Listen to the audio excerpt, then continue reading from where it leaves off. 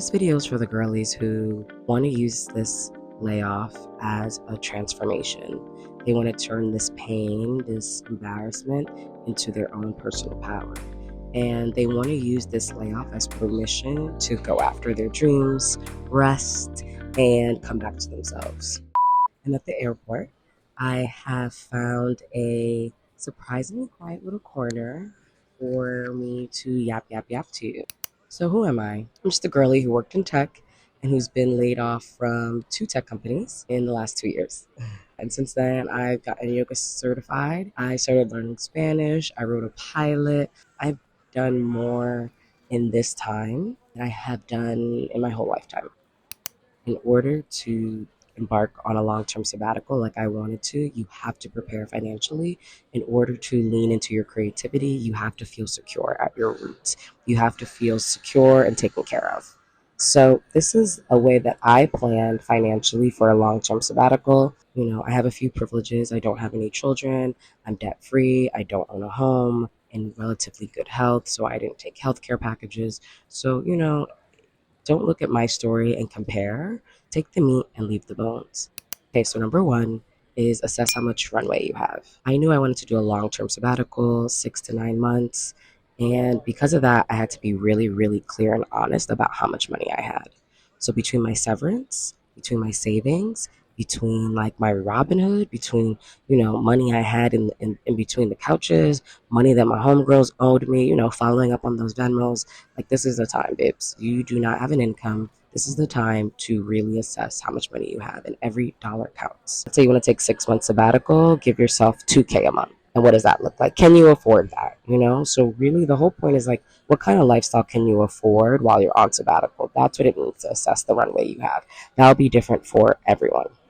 Number two is apply for unemployment benefits as soon as possible. Do not wait. Don't be too proud. Don't be confused. Figure it out. In California, this day you get your notice is the day that you can apply for benefits. And I did not do that, and I regret it. I waited like 4 months into being unemployed to apply for benefits, and it sucked. It's not a lot, but it's something when you don't have any income.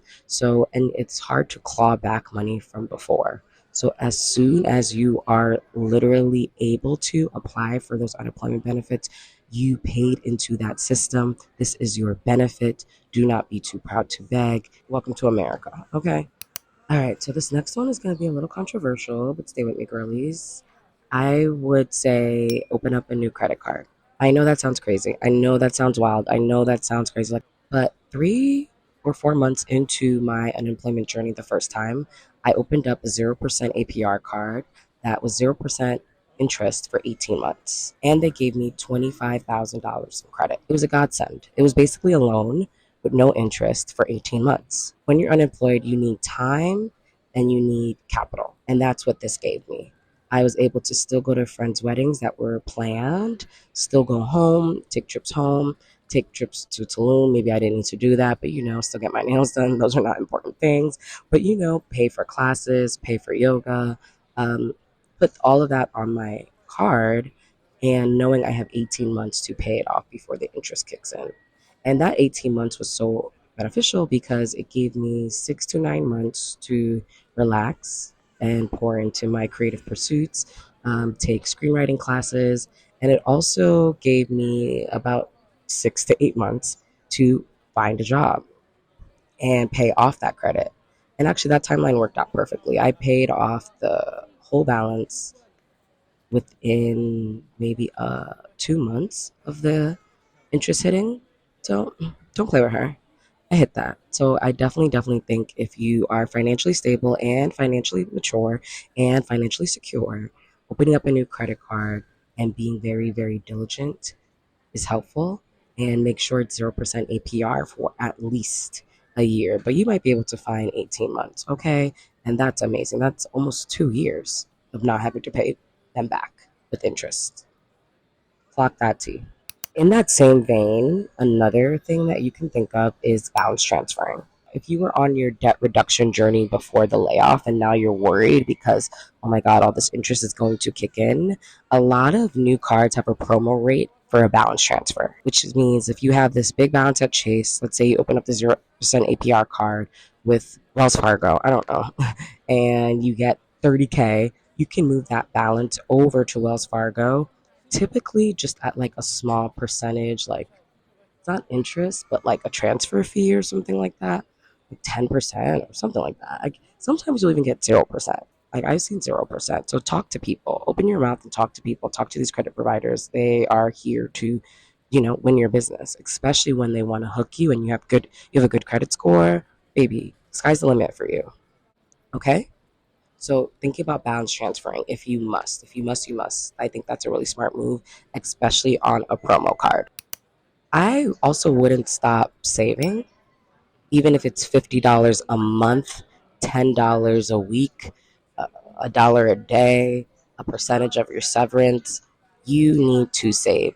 Not only is it good for your financial future, but it's good for your mental health. And that's kind of spiritual energy of saying, like, hey, babes, you have a future, you will be back, like this is all temporary. So I would definitely keep saving. I continue to save. I saved a percentage of my severance, like, and you're going to be so happy you did. And I would say a bonus tip is think about your accommodations. Where you live typically takes up more than 50% of your income. So I was living in a luxury accommodation because I was a tech girly living in a luxury accommodation in the Bay Area. And after I got laid off the first time, I moved and cut my accommodation rent in half. Literally half, babes. It's like money back into your wallet. No, I didn't have a pool. No, I didn't have a hot tub. No, I didn't have a doorman. No, I didn't have like a fancy elevator. But been there, done that. The pool was like, girl, it's the bay. It doesn't get that hot. I wasn't really using it. It was all status symbol, all that lifestyle creep stuff that they tell you about. That's what that was. Because the gag is my cheaper place was even bigger and in a better neighborhood, just without the fixings. So really look into, could you live back with your parents? I know that's not ideal, but if you're going to be a traveling girly living in Colombia for the next 6 months, you really need to pay rent at home? Can you put your stuff in storage and move abroad? Can you get a roommate? Listen, I'm not saying you got to do any of these things, but these are things to consider, especially when you lose your job and when you want to go take a take a break. When you want to take a break. So just be honest about the sacrifices that you're going to be making. Yes, you might not have the ideal space that you want, but you have time and you can never ever ever ever ever buy back time. You will never be this young. You will never be this young as you are today. So why not give yourself permission to take time? You can always get a bigger apartment. You can always move out. You can always, you know, get a little studio. You've done it once and you could do it again. So all of this is temporary. So rethink your living accommodations for real, for real. Those are just a few tips that I would implement. And of course, there's more like budgeting and talking to your friends and, budgeting out loud. There's so much more I can talk about, but this was like in the initial, like in the first 3 weeks, this is what I would do if I got laid off. It sucks to be let go, especially when you didn't plan it. So give yourself some time to grieve and I don't know, just take time and be kind to yourself and be compassionate with yourself. But be ready. Move forward. Make a plan. You could plan sad, but once you plan, you have time to process and all those things. So while I say be kind to yourself, be gentle to yourself, also take care of yourself and plan. This could be the beginning of a whole new story for you. It was for me. And I hope this is helpful. I hope you feel more confident to embark on a sabbatical, whether it's 3 months, 6 months, a year, or you never want to go back. I'm here with you. I'm your girl. I'm your digital nomad girly who's flowing through life and trying her best one day at a time.